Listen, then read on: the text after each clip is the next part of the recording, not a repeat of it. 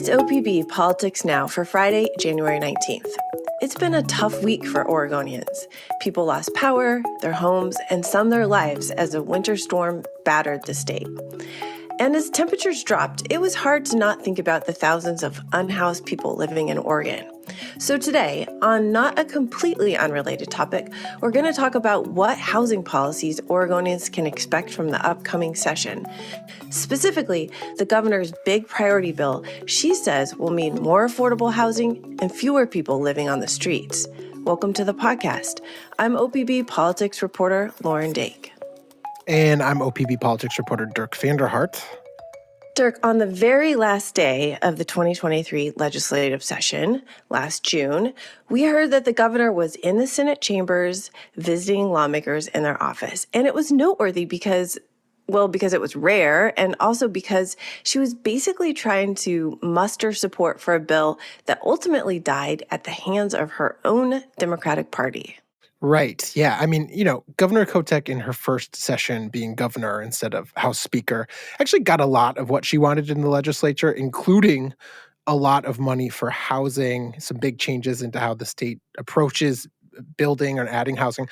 But at the very end of the session last year, there was one last item on her to-do list. This was a bill meant to jumpstart housing production in the state. And it included this controversial element that put Kotek in line with home builders and developers, but against some of the environmental interests that she had more often been allied with. Plenty of Democrats were skeptical of the approach too, and Kotek's bill, as you said, wound up failing in the Senate by a single vote, despite the governor's late effort to ensure people would support it. Let's dig into the details of that bill a little bit. Basically, it was going to help developers build housing faster, and it would do that by ignoring some of Oregon's land use laws and reduce local government's chances to weigh in and reject a builder's proposal. Yeah, I mean, the bill did a number of things, right? But the piece that got certainly the most scrutiny was this proposal that would have allowed cities to unilaterally rope more land into their urban growth boundaries, these lines that determine where development can occur and where it cannot. Usually bringing land into the UGB can be a complex process. There are a lot of hoops to jump through, things to prove, all that. But Kotek's proposal was that essentially for one time only, cities should be allowed to bring a limited amount of land into their UGBs. It could be 150 acres for larger cities, 25,000 people and up, 75 acres for smaller cities. And that land could be used to build and provide more housing. One of the requirements for that, and one that the governor talked up a lot, was that 30% of the units built on this new land be affordable housing. And, this whole thing got very hotly debated. It was sort of inserted into the bill late, and it was the sticking point, as we noted, that ultimately tanked the bill last year.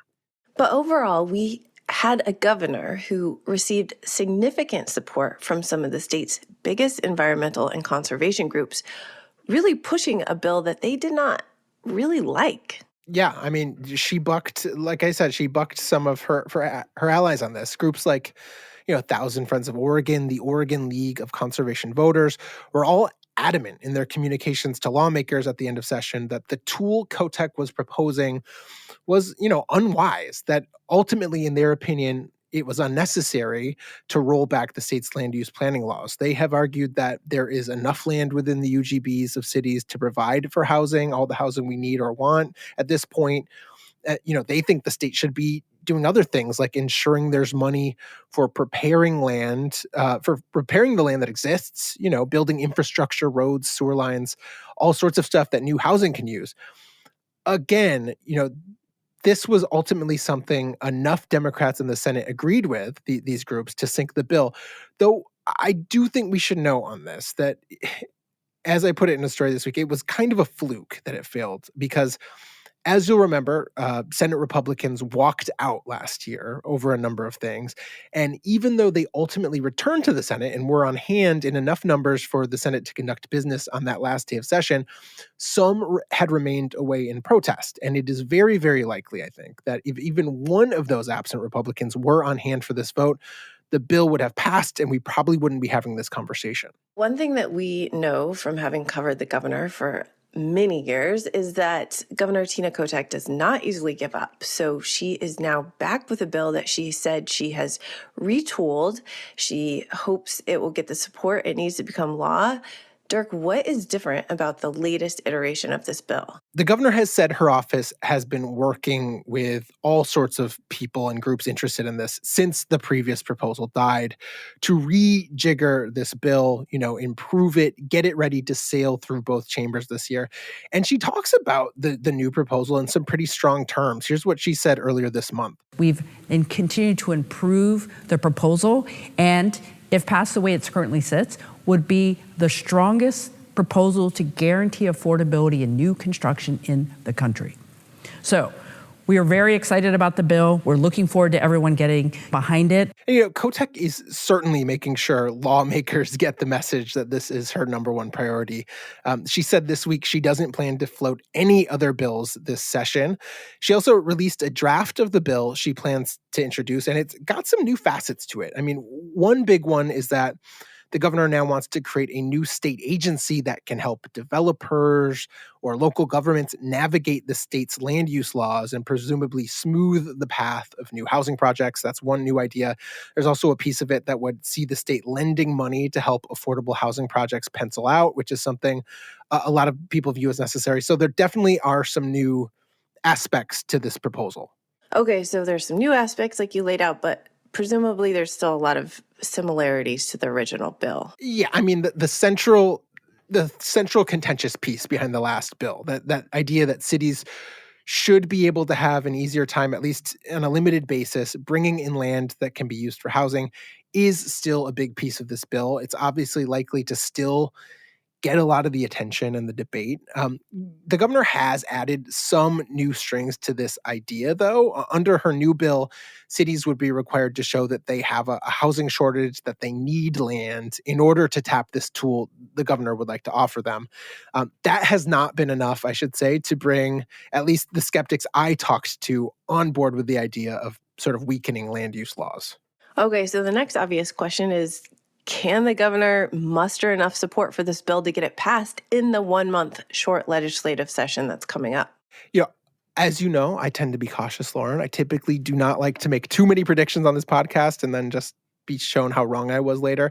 On this one, though, I think I will say I will be very surprised if it doesn't pass. And that's partly because of the dynamic I was talking about around the last bill. If every senator were present on the day of that vote last June, I think the bill would have passed. So assuming that there's not another major walkout this year and that lawmakers who voted for the bill before haven't had some major change of heart, it is hard to see how a similar proposal doesn't fly. And I think Kotek would not be putting this forward if she didn't see it as having a good chance of passing.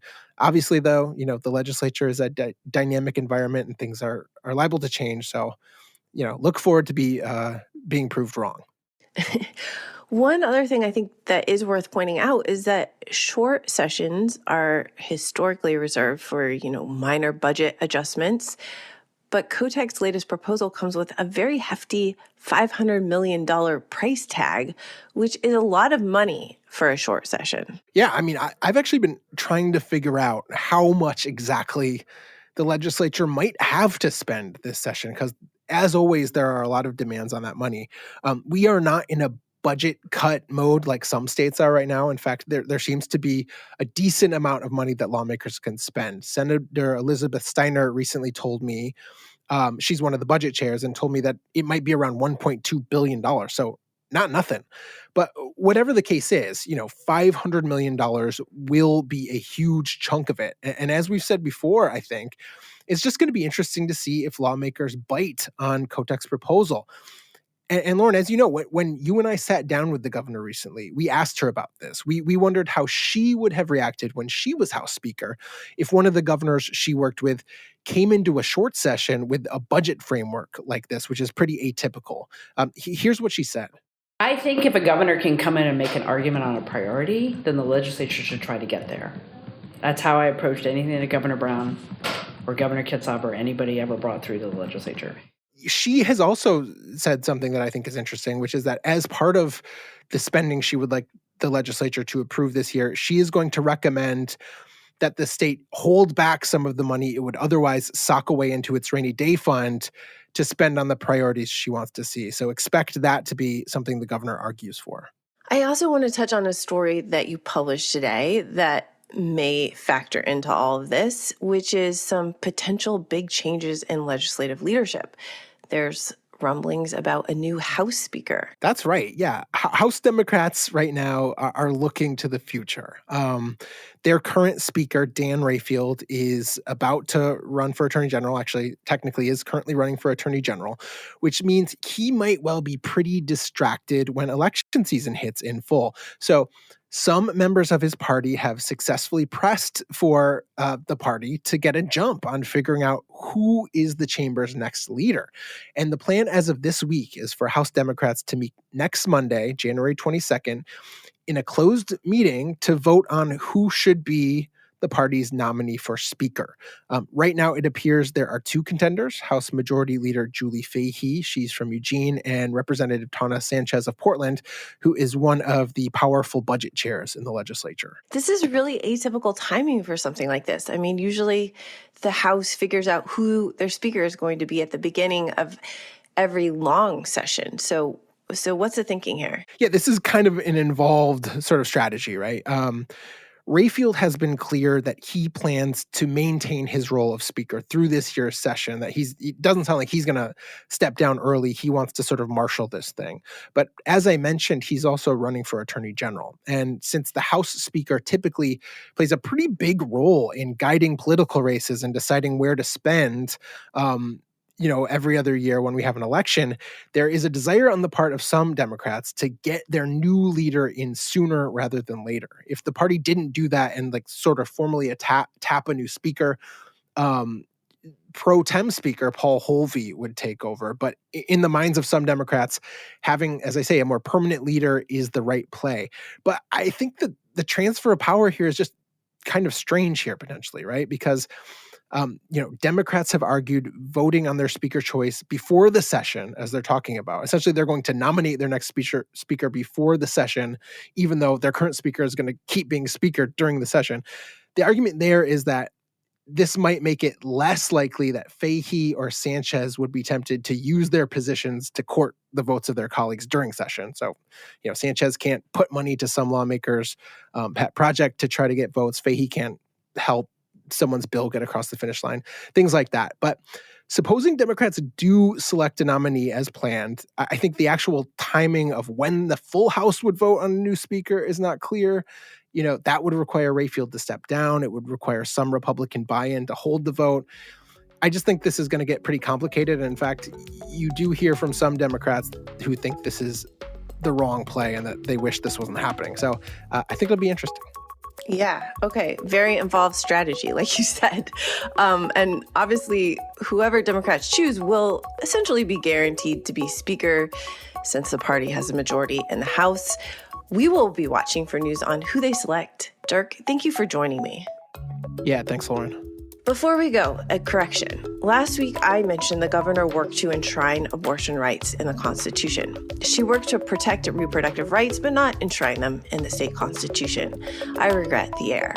And that is it for OPB's Politics Now. This week's episode was produced by Andrew Thien. Our audio engineer is Nalene Silva. Our music comes from Audio Network. We will be back next week with more political news from across the Pacific Northwest. Until then, you can find all of OPB's reporting at opb.org. Thank you for your support, and thank you for listening.